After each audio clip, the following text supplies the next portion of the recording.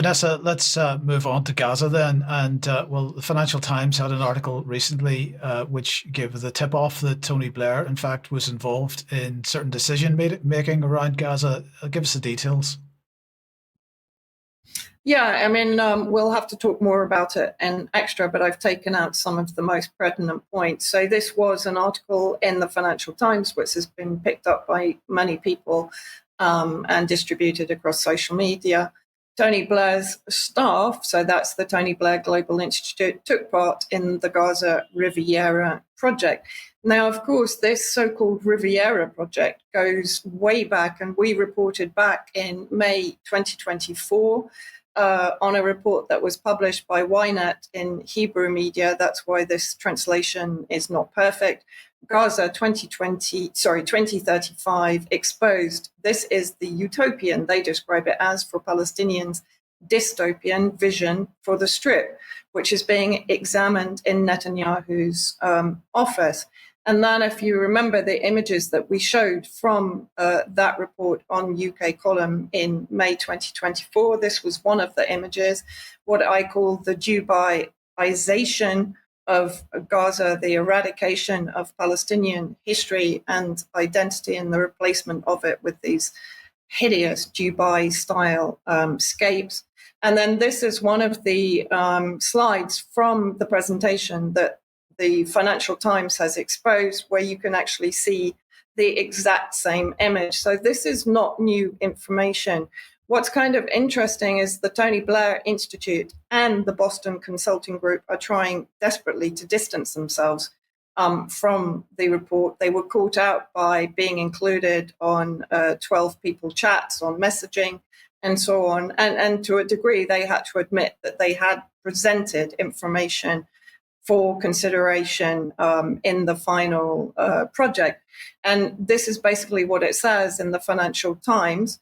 One lengthy document on post-war Gaza written by a TBI staff member was shared within the group for consideration. This included the idea of Gaza Riviera, which of course originated with President Trump, with artificial islands off the coast akin to those in Dubai, blockchain-based trade initiatives, a deep water port to the Gaza intro into the India-Middle East economic corridor and low-tax special economic zones. The document said the devastating war in Gaza had created a once-in-a-century opportunity to rebuild Gaza from first principles. So a genocide offers once-in-a-century opportunity to basically land grab again in Palestine.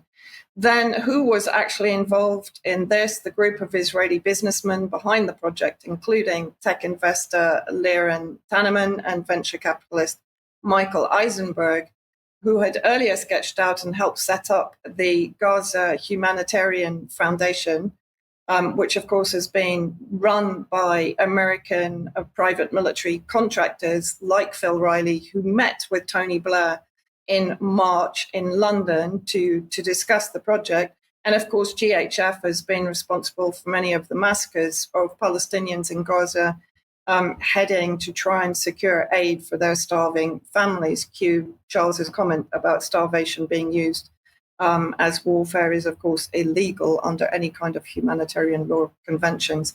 Now, Phil Riley heads up SRS, Safe Reach Solutions. Again, we've pointed this organization out on UK Column. He's a former CIA paramilitary, was one of the first Americans to enter Afghanistan post 9/11. So that gives you some idea of his background. And then I just wanted to show this. So back in May 2024, we reported on this project, which was given then the name of From Crisis to Prosperity, Transformation of Gaza from an Iranian Shrine to a Moderate Axis. And now it's being the Great Trust from a demolished Iranian proxy, so that's wishful thinking on their behalf, to a prosperous Abrahamic ally, of course, harking back to the Abraham Accords, which again were established by President Trump's son-in-law, Jared Kushner, under Trump's first administration. And apparently the GREAT stands for Gaza Reconstruction, Economic Acceleration, and Transformation. I'm sure that makes you feel a whole lot better. But when we look into the details on the project, let's have a look at this one section. It envisaged all Gaza's public land being put into a trust for development, whose assets could be sold to investors via digital tokens traded on a blockchain. Gazans would be offered the chance to contribute their privately owned land to the trust in return for a token that gave them the right to a permanent housing unit. I mean, this is quite extraordinary. It's absolutely twisted land theft and home theft, yet again, from the Palestinians. So I also wanted to demonstrate how this roadmap to genocide didn't begin with one president or the other. This has been in the works for decades. And this roadmap has been, let's say, each president has played a role. From 2016 to 2020. Trump proposed the Economic Zone Project for Gaza, which was, as I said, he brought in the Abraham Accords. Joe Biden enabled the genocide post-October the 7th, supplying weapons and, of course, apologism for the Zionist genocidaires. March 2024, the Ynet report before US elections. So this is basically before Trump had been elected in November 2024. February 2025, Trump said Gaza should be emptied of Palestinians to make way for the Riviera of the Middle East. And now the FT, the slide deck, was an economic exploration of the ideas brought by President Trump. So clearly Trump was involved in this from day one. So from his first administration in 2016, and I don't know if you're going to be able to see clearly on this map, but you can freeze frame it and zoom in. But basically you see that there is the Elon Musk section.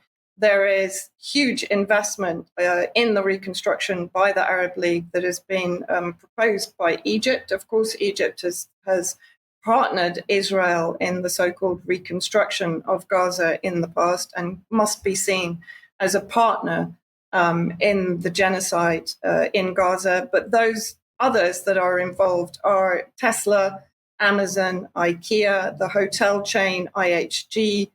US industry is apparently going to have access to 1.3 trillion rare earth minerals in the Gulf from this free trade zone, which is basically Western Saudi Arabia. And they claim that 25% of Gazans are going to be encouraged to leave. So that is roughly 500,000, 500,000 Gazans are going to be forced out. The others that remain, of course, are going to be expected to live inside very much reduced concentration camps within what is left of the territory inside the Gaza Strip that they can inhabit. And of course, if people want to remind themselves of Blair's role in the region, do you have a read of the Blair Bush project in Syria that brought al-Qaeda to power? But Blair has played a role in the Middle East and in the maintenance of the Sykes-Picot borders and the devastation of the region from the beginning. And of course, Iraq. Yes, thank you, Vanessa. And we just say the Blair Bush Project article is on the UK Column website, so go and read that. Yeah, thank you very much for that. Now, Vanessa, let's come back to you then. And well, what's going on in the wider region and in Lebanon, for example? Yeah, I mean, if we can just pull up the map, I'll start there because basically what's happening in Lebanon, we talked about this last week, but in the last 48 hours, Israel has bombed Tripoli in the north, very close to the border with Syria, which is the first time that it's infiltrated Lebanese airspace to such an extent and carried out an assassination. In the south of Lebanon, of course, Israel is continuing to basically encroach on Lebanese territory. It's bulldozing farmland. It's blowing up people's homes in the southern area. And of course, Jolani's Takfiri project is gathering intensity, particularly in the area around Homs very recently. And of course, again, that's very close to the northeastern border with Lebanon. His Uyghur Chechen militia are gathering on pretty much the key strategic points on that eastern border. And of course, all of this that I'm going to describe is happening while Netanyahu is in Washington with Trump. That's no coincidence. So Tom Barrack, who's the Trump's envoy to the region, he's basically put out a response to his discussions with the Lebanese government about his proposals to effectively disarm the resistance entirely without putting any restraint on Israel that is, as I said, continuing to conduct assassinations and strikes in the south, but across Lebanon without any restraint at all. And of course, while he's saying that he will he wants to disarm Hezbollah and the resistance, he's not offering the Lebanese army the ability to defend itself against Israeli aggression. Then of talking about normalization between Lebanon and Israel.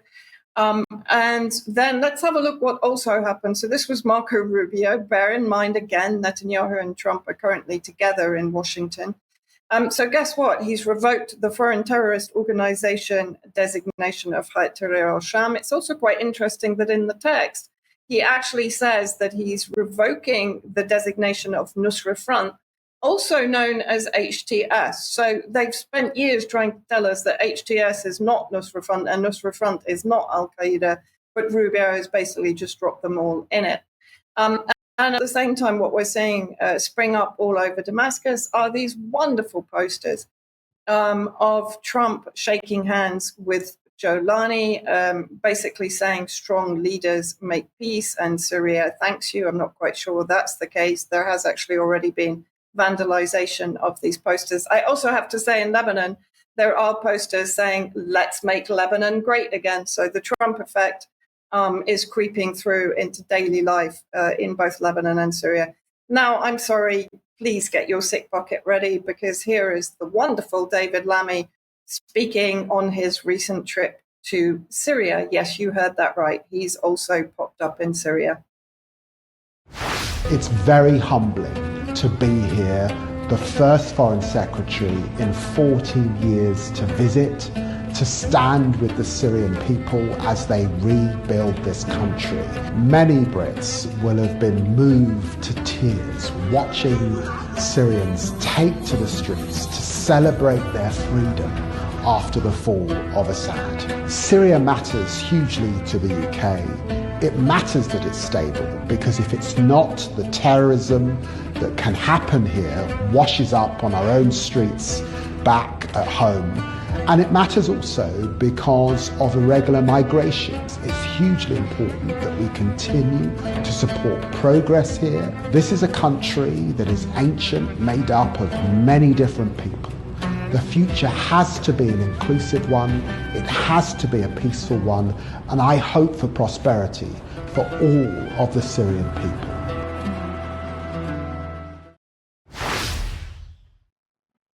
Well, I did warn you, but he has very generously just given £95 million to Al-Qaeda to continue its genocide and ethnic cleansing programs across Syria. So I'm sure Al-Qaeda and Jolani is very grateful for that. I'm sure that the Syrian people are far less grateful while they're being slaughtered by Jolani's militia. This was a report in I-24, which of course is connected to Israel very much so. This is a Syrian source stated that there are two scenarios currently on the table for an acceptable political settlement between Israel and Syria, which of course includes normalization over the Israeli 1967 occupied Golan territories. So first scenario, according to Jolani, Israel would retain strategic areas in the Golan Heights equivalent to 1/3 of its territory, hand over 1/3 to Syria, and lease another 1/3 from Syria for a period of 25 years. Scenario 2, and this is the more likely one, Israel keeps 2/3 of the Golan Heights and hands over the remaining 1/3 to Syria, with the possibility of its lease. Under this scenario, the Lebanese city of Tripoli, close to the Lebanese-Syrian border, and possibly other Lebanese territories in the north of the country and the Bekaa Valley, would be handed over to Syria. So this is wonderful. This is the Greater Syria project combining with the Greater Israel project, with the Greater Israel project, of course, taking dominance and basically weaponizing Jolani as a proxy of the Greater Israel project. under the belief that he's actually increasing his own expansionism in the region. So just to give you an idea of what that area of territory in Lebanon would mean, it's this triangle close to the border with Syria from Tripoli across to the Bekaa. So it's a large trunk of Beirut territory that Jolani is wishing that he could bring under the control of Syria. And of course, that explains also the buildup of the foreign Takfiri militants on the border. And finally, I just wanted to show the map that we looked at last week, which is the regional map. And the red circle is up in Erbil, close to the border with Iran, where there is increased tensions between the Kurdish factions there, tribal factions, and so on.